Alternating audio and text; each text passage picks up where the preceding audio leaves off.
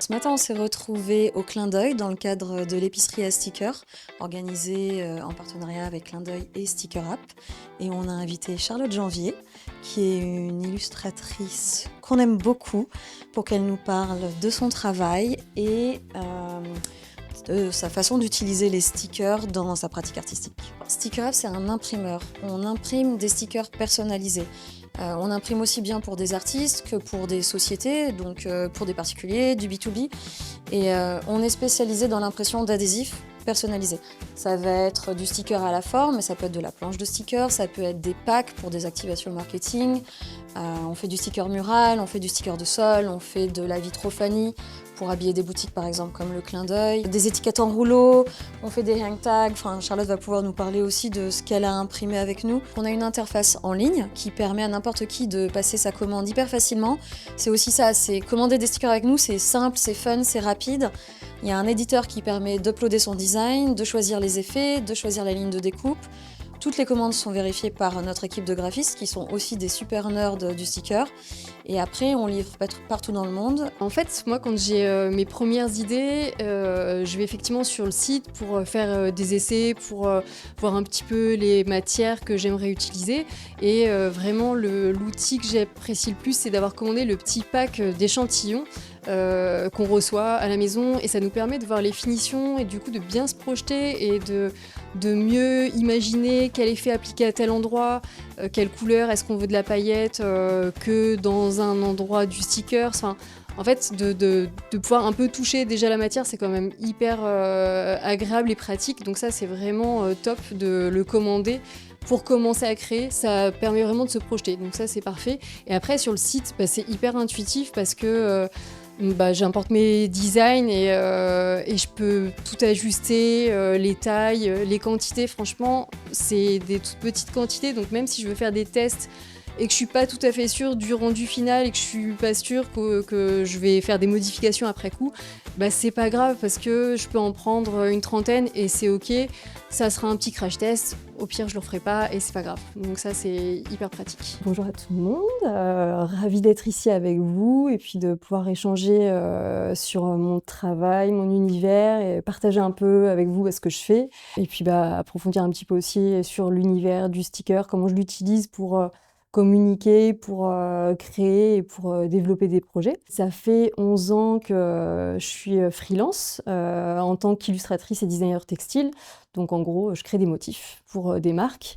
Et à côté de ça, j'ai ma marque d'affiches où je crée de la papeterie, des affiches et plein de projets différents. J'ai un style qui est assez graphique, assez coloré, c'est assez ludique. J'aime bien montrer que toutes les petites choses qui sont autour de nous, elles peuvent être extraordinaires en fonction de comment on les regarde, comment on les perçoit. Je travaille beaucoup dans la mode pour femmes et enfants. Donc je vais devoir travailler beaucoup plus des motifs floraux. Donc en fait, c'est réussir à jongler un peu entre garder son univers et sa patte et en même temps pouvoir parler et plaire à des marques qui vont pouvoir se reconnaître dans ce que je fais et en même temps qu'elles reconnaissent leur univers. En fait, c'est réussir à faire rencontrer deux univers pour que ça fonctionne bien. J'ai toujours beaucoup apprécié travailler avec les stickers. Je fais toujours des petites pommes.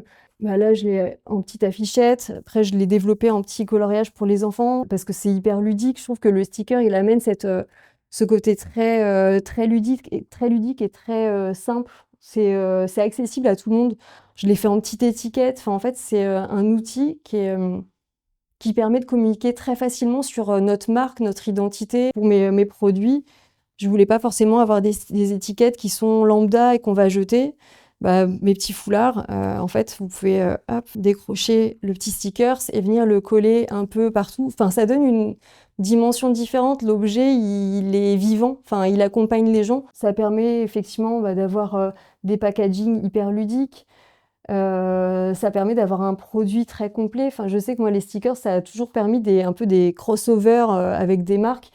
À la base, j'avais fait cette planche de stickers pour un salon pro. C'était sur Maison Objet. Donc, je devais avoir ma carte de visite. Donc, au dos, j'avais fait comme ça ma petite carte où les clients, ils avaient toutes les infos. Donc, le but, c'était vraiment qu'ils puissent s'amuser à dispatcher après leurs stickers comme ils voulaient.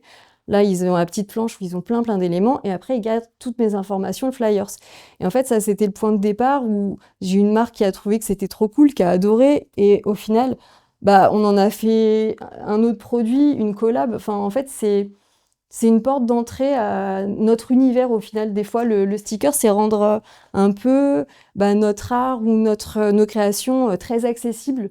Il y a quelques semaines, j'étais sur un festival d'illustration et en fait, il y avait beaucoup d'étudiants qui venaient, qui visitaient le festival et clairement qui n'avaient pas le budget pour s'acheter une affiche à 30 € ou un foulard à 40 ou une céramique. Ils se faisaient tous plaisir à s'acheter des stickers à 3-4 € et ils avaient des paquets de stickers. Je trouve que c'est un objet assez démocratique au final pour bah, amener le beau un peu chez tout le monde. Puis au final, c'est vivant. Enfin, moi, quand je vois des enfants qui ont mes stickers sur leur casque du vélo, sur la gourde du goûter ou la boîte à goûter, bah, en fait, on se l'investit comme on veut, on fait vivre les illustrations, on les emmène avec nous et on se les accapare vraiment. J'ai testé les petits stickers à colorier pour les enfants ou les grands, enfin, parce qu'on va dire que c'est pas que réservé aux enfants de s'amuser à colorier. Au début, j'ai commencé à faire des premiers stickers juste pour les salons, en les offrant en tant que goodies. Et les clients revenaient saison après saison en attendant. C'était on aura quoi aujourd'hui? C'est très satisfaisant, on sent qu'ils aiment bien, c'est comme un petit bonbon. Le sticker, je trouve que ça permet de faire voyager notre idée, notre concept et notre projet. Enfin, en fait, on l'a avec nous et on le trimballe pourtant partout. C'est pas comme un tableau ou une affiche qu'on va mettre à la maison qui va rester figée. On peut imaginer tout en très grand. Et ça peut être du micro stickers, enfin voilà, on peut partir sur des tout petits stickers tout mignons qui nous suivent partout et après déborder sur des énormes stickers muraux qui vont accompagner notre projet et le mettre en lumière. Donc ça, c'est vraiment chouette. Ma pratique, c'est d'utiliser vraiment cet outil-là pour faire connaître votre univers. Et c'est vraiment une petite porte ouverte sur votre univers et vos créations. Et ça, je trouve ça vraiment facile à mettre en place. C'est un moyen d'expérimenter ou d'oser des fois des couleurs que vous n'auriez pas forcément fait pour vos créations. De se dire, bah là, je vais tester un truc un petit peu différent et c'est OK, ça va quand même communiquer autour de mon travail et de mon univers. Donc c'est vrai, ouais, moi je vois vraiment ça comme un petit appel du pied pour montrer ce qu'on fait et pour diffuser ce qu'on fait. Hem et heu et voilà.